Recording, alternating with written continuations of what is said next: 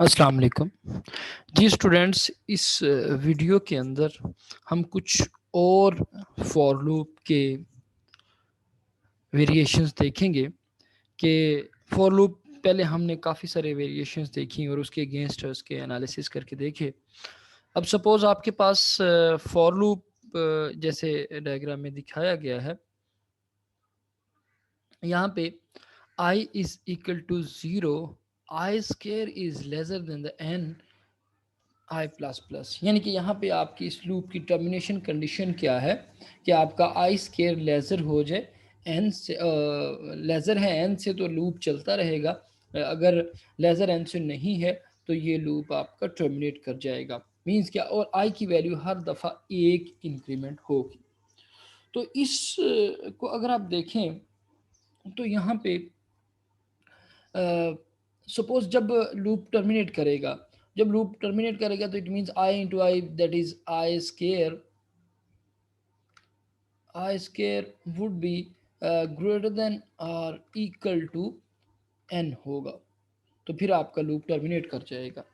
तो आई की जो वैल्यू होगी, चूंकि हर दफ़ा आई आपका एक एक से इंक्रीमेंट कर रहा है, पहले आई की वैल्यू 1 है, फिर उसका स्केयर लिया एन से कंपेयर किया, फिर 2 है, फिर उसका स्केयर लिया, पहले 0 है तो उसके बाद 1 का स्केयर लिया, फिर 2 का स्केयर लिया, फिर 3 का स्केयर लिया, फिर हमने 3 का स्केयर लिया और देखा कि आई की वैल्यू आई इसकी स्केयर की वैल्यू आपकी एन से ग्रेटर देन हो तो लूप टर्मिनेट कर जाएगा।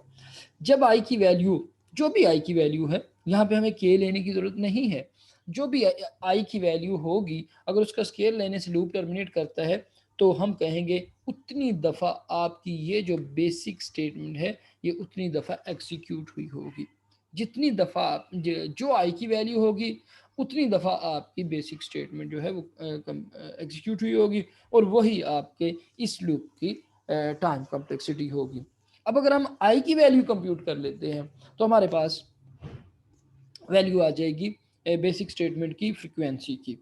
तो suppose I square greater than और इक्वल टू एन हो जाता है तो लूप टर्मिनेट कर जाएगा। हम सपोज करते हैं कि g i square is equal to n हुआ तो लूप आपका टर्मिनेट हो गया। हम इक्वल टू रख के देख लेते हैं।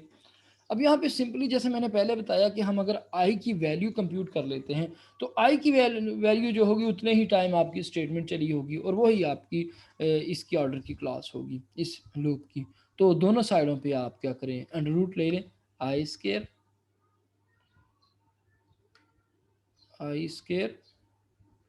अंडर रूट और उधर एन एन का अंडर रूट, तो that is I, this is I is equal to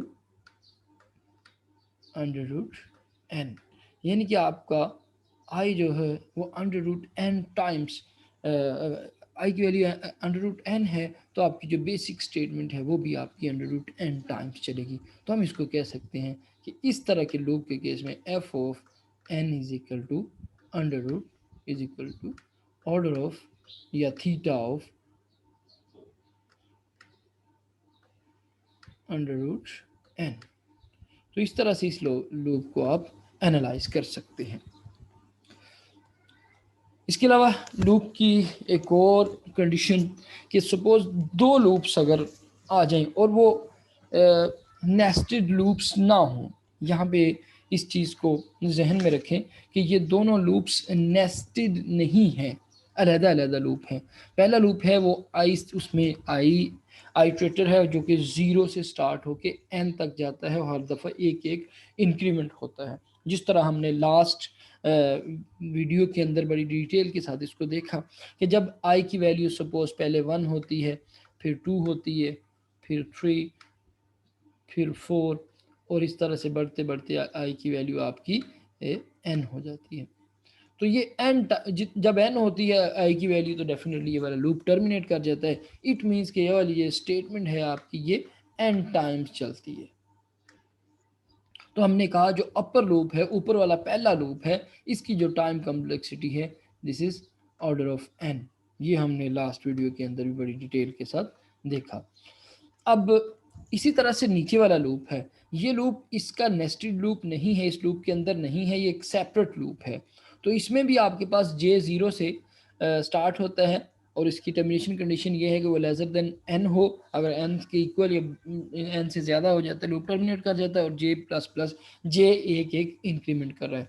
तो ऊपर वाले की तरह ये वाली आपका जो लूप है ये भी एन टाइम्स एग्जीक्यूट हो रहा है।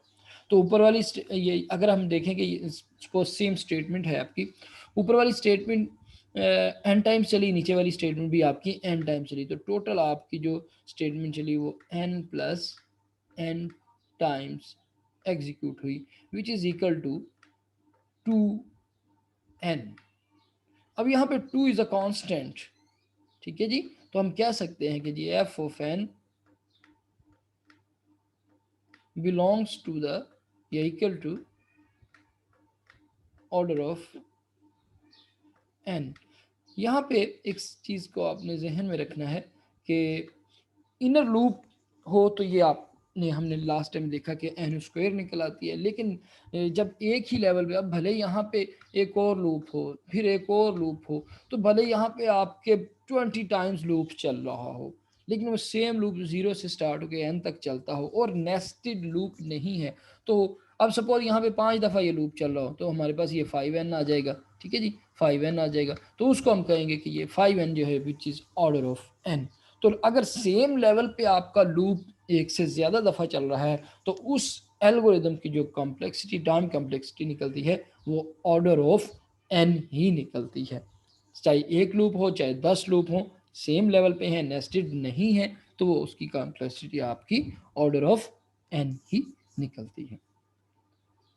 इसके बाद एक और हमारे पास सिनारियो है यहाँ पे बड़ा इंटरेस्टिंग सा, कि पी की वैल्यू इनिशियली ज़ीरो है। यहाँ पे दो लूप्स हैं, दोनों का सेम लेवल है, दोनों सेम तरह से एक्चुएट कर रहे हैं।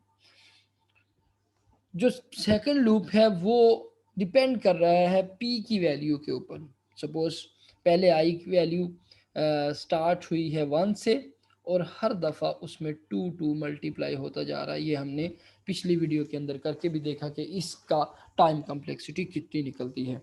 तो for i is equal to 1, i is lesser than n, i is equal to i into 2, हर दफ़ा दो का मल्टीप्लाई होता जा रहा है और हर दफ़ा आपका पी में एक एक इंक्रीमेंट हो रहा है जो इनिशियली ज़ीरो है।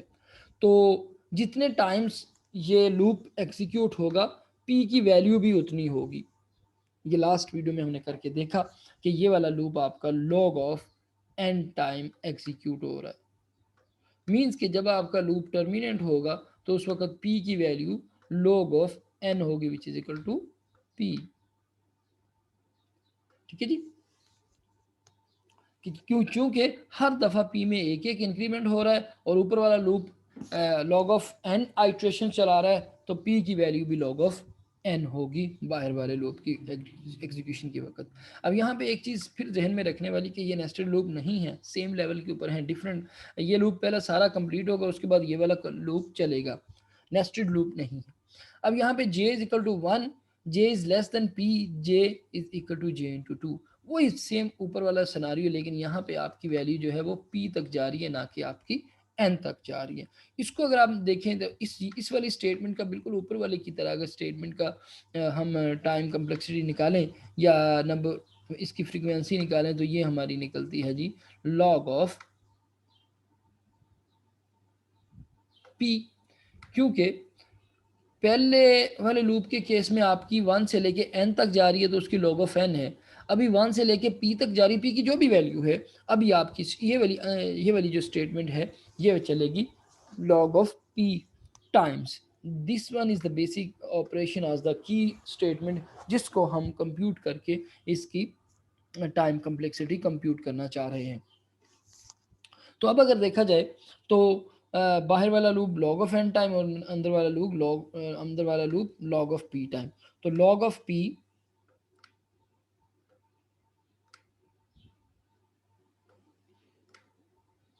अब यहाँ पे हम अगर p की वैल्यू डाल दें जो हमने यहाँ से कंप्यूट की है कि p is equal to log of n, तो ये क्या आ जाएगा लॉग ऑफ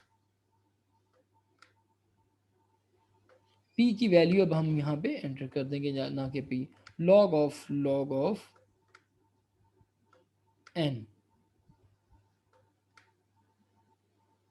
ठीक है जी। तो यहाँ पे आपके पास जो ये वाली जो स्टेटमेंट है ये कितनी दफ़ा चल रही होगी, log ऑफ n, और इसके f ऑफ n क्या निकल आएगा, टाइम कम्प्लेक्सिटी जो हमारे पास है इसकी t ऑफ n या f ऑफ n, वो क्या निकलेगी जी, इज इक्वल टू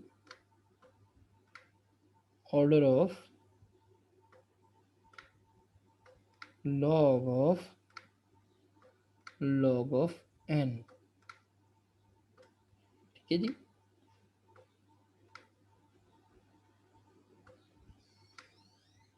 n, तो इस तरह से अगर आपका सिनारियो आ जाता है, कोई लूप्स आ जाते हैं, तो उसको आप इस तरह से कंप्यूट कर सकते हैं, log ऑफ n इसकी निकलेगी।